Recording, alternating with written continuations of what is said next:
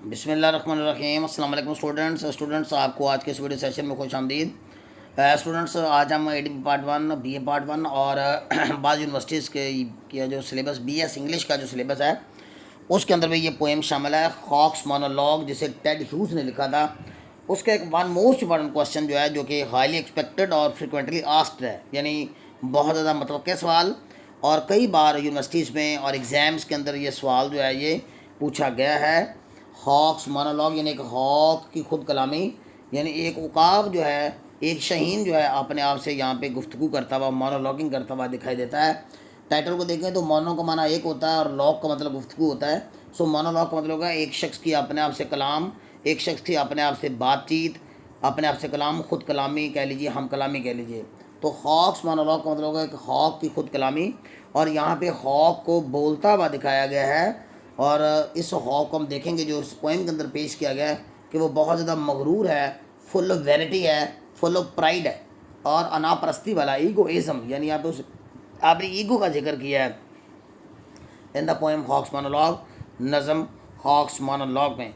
और बताते चले स्टूडेंट्स कि हॉक का गुरूर और तकब्बर और ईगोइज्म दिखाकर असल में जो शायर है, राइटर है, जो पोइट है, वो हमारा बेटे दिखाना चाहता है उन इंसानों की ईगोइज्म, गुरूर और तकब्बर, जिनको अल्लाह ताला ने बहुत नवाजा है, और बहुत ज़्यादा नवाजे जाने पर वो ताकत और बहुत सी इमलाक और प्रॉपर्टीज़ और रिसोर्स और वसाइल के मालिक बन गए हैं। तलक़ात उनके बन गए, उनकी अप्रोचेज़ बहुत ज़्यादा हो गई हैं, और जिस तरह से फिर वो अकड़ जाते हैं और गुरूर और तकब्बर करते हैं, और अपने से नीचे फिर जितने जो लोग हैं उनको हकारत और नफ़रत की निगाह से देखते हैं, उनके ऊपर जुल्म और ज़्यादतियाँ करते हैं। ये सारा कुछ उसने हॉक के थ्रू दिखाने की हमें कोशिश की है। इस हॉक को देखें तो आपको यहाँ पे एक फ़िरौन सिफ्त लोग नज़र आएंगे, जिस तरह फ़िरौन जो है जिसने खुदाई का दावा कर डाला, और इस तरह बहुत से यहाँ पे हमारे यहाँ जो डिक्टेटर किस्म के जो लोग होते हैं, जो आमरीत के हम लोग होते हैं, जैसे वो अकड़ जाते हैं और मुख्तलिफ़ तरह का जो जुल्म है वो जारी रखते हैं, कैरी ऑन करते हैं। इस तरह की कुछ बातें जो इस हॉक की बताई गई है। देखते हैं, जवाब देखते हैं। The poem is in the form of monologue, ये नज़म जो है एक मोनोलॉग की शक्ल में है। The hawk of this poem, इस नज़म का जो हॉक है, डिस्क्राइब इट्स नेचर, उसने अपनी फितरत को बयान किया है, एंड कैरेक्टरिस्टिक्स, और इस खसूसियात को बयान किया है। इस पूरी नज़म के अंदर आप देखिएगा कि हॉक के फीचर्स और हॉक की जो करैक्टरिस्टिक्स हैं, जो खसूसियात हैं, वो बयान किए गई हैं, और इन खसूसियात को देख के हम अंदाज़ा लगा सकते हैं कि how proud it has become. The hawk is full of vanity, hawk बड़े गुरूर और तकब्बर से भरा हुआ है, एंड ईगोइज्म और अनापरस्ती से भरा हुआ है।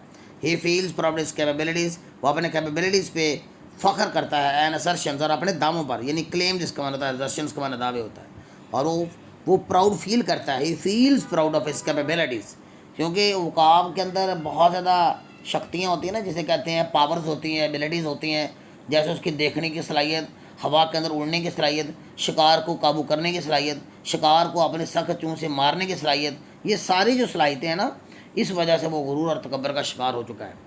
And assertions through out of this poem, इस पूरी नज़म है। फॉर एग्जाम्पल, मिसाल के तौर पर, the hawk was proud with strong claws, hawk को बड़ा नाज है अपने ताकतवर पंजों पर, एंड कर्व्ड बीक, और मुड़ी हुई चोंच पर। यानी इस हॉक को हम देखते हैं तो अपने इसे स्ट्रॉन्ग क्लॉज, उसके जो पंजे हैं ना, जो नाखून है उसके, जो कि प्योसत हो जाते हैं दरख्तों की छाल में, उसके ऊपर नाज करता है, और अपनी मुड़ी चोंच पर, क्योंकि उसकी जो कर्व बीक होती है बड़ी हार्ड कैल्शियम की बनी होती है, जो हिट करती है अपने शिकार को। He is also when of his feathers, उसे अपने परों पे भी बड़ा नाज है, बड़ा फ़ख्र है। वेन ऑफ होता है फ़ख्र करना, प्राउड होना। द हॉक क्लेम्स प्राउडली, और हॉक दावा करता है बड़े फ़ख्र के साथ, that everything has been created, कि हर चीज़ तख्लीक की गई है, पैदा की गई है, to make his job of killing, उसके मारने के काम को, या जॉब का माना वर्किंग है, काम है, जॉब ऑफ किलिंग ईजी, आसान।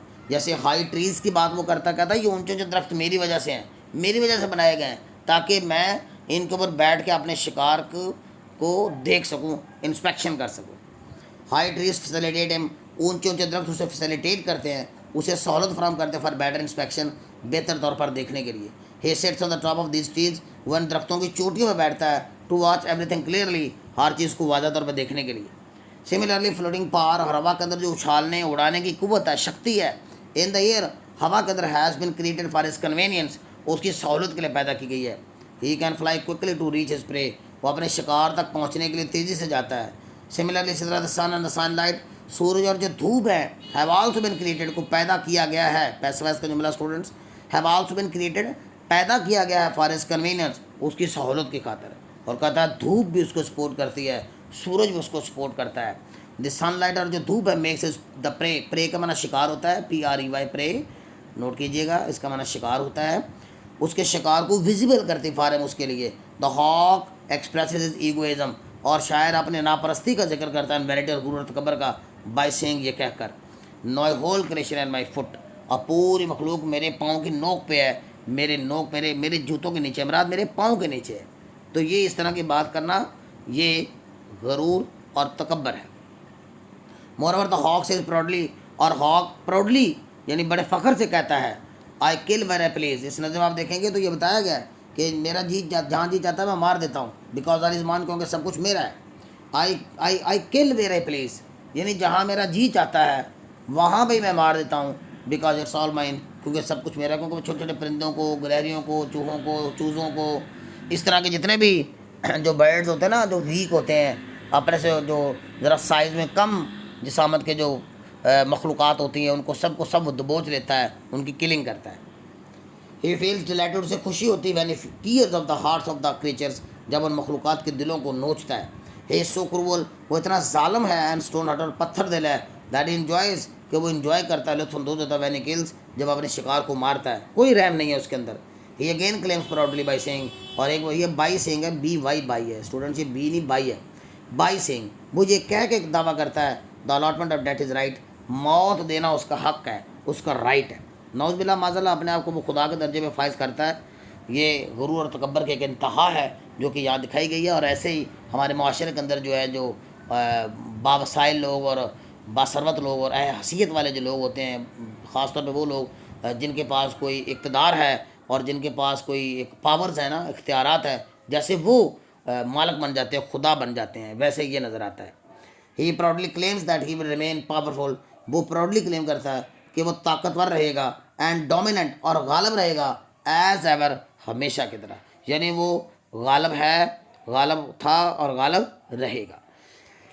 ये थी स्टूडेंट्स हमारी आज की पोएम। होपफुली के ये सारी की सारी पोएम जो आपके लिए मैं डिज़ाइन की हैं, बहुत आसान ज़ुबान में, अच्छे मटेरियल के साथ, और एग्जामिनेशन पॉइंट ऑफ व्यू से जितनी उसकी जो प्रॉपर लेंथ होती है उस वाले से मैंने उतने को उसके लिए मटेरियल मैंने एडजस्ट किया है, वो भी आसान और लैंग्वेज में, सेंटेंसेस में, ये आपको इम्तिहान में फैसिलिटेट करेगी। ओके स्टूडेंट्स, मिलते हैं नेक्स्ट वीडियो में। अल्लाह हाफिज़।